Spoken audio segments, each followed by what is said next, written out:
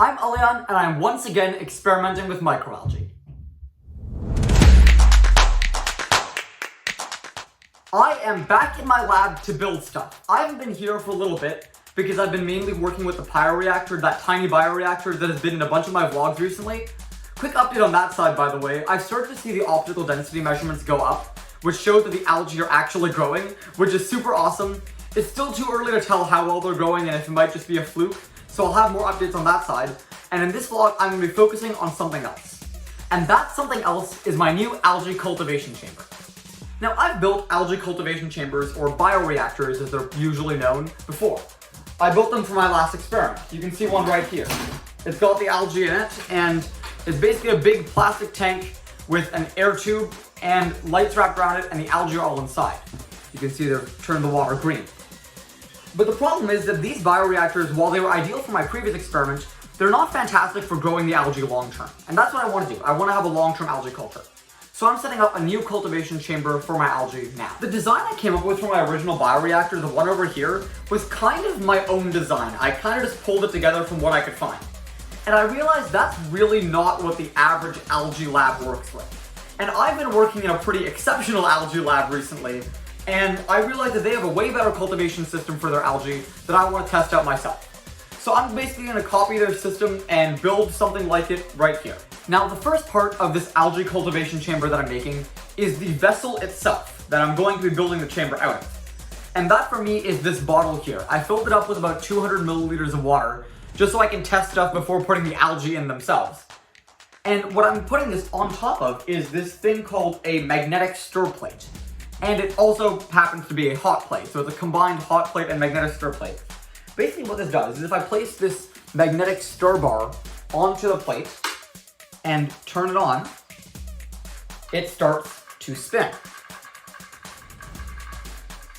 And I also have the ability to set some heat controls on here, so I can turn it up high or low heat in case the algae start getting cold or too hot. Now, the water in this bottle already gives the algae one thing they need to grow, water. And inside this water is the nutrients that the algae will grow inside in a bit. Now, the next thing that they're going to need is air, specifically carbon dioxide. And for that, I need to set up an aeration system. So in my previous experiment, I used this aquarium bubbler here. This is the bubbler itself, and this is the tube that the air came out of. And I'm going to rig this up so that it comes in through the cap of the bottle. Now, this is the cap of the bottle. Normally, it would just screw onto here. But first, I need to drill a hole into the top of this to allow this tube to go through it. I believe it's a 1/4 inch diameter hole, so I'm going to pull out a drill and drill a hole inside.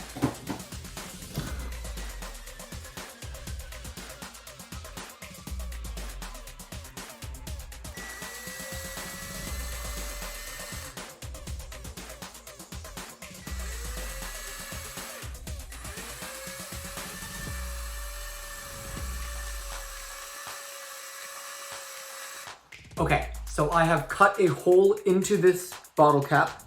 You can see the hole right there. And that's the hole that I'm going to be feeding this tube through. So I'm going to do that. Push the tube through the hole. There we go. Now it's through. And that's what's going to provide air into this bottle. So I'm going to screw on the cap here. The tube going all the way through. Now I can push the tube down. So you can see the tube is all the way down in the bottom of the water.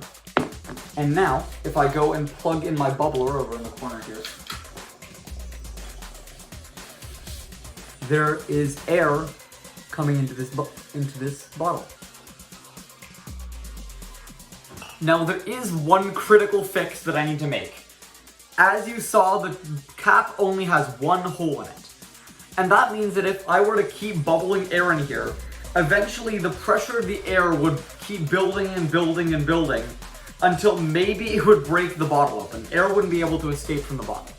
So I need to drill a second hole into that cap and put another tube in to allow air to escape from the bottle. So I'm going to do that. Now the third thing that algae need to grow is light. Well, sunlight, but in this case I'm going to be supplying a similar light source with LED lights. So I need to wrap some LED lights around this bottle to make sure the algae will have enough light to survive.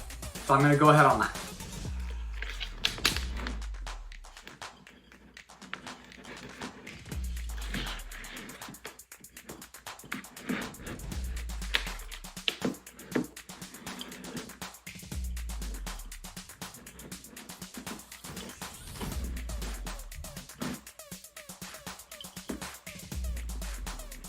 So the system is now equipped with LED lights. The lights are facing inward.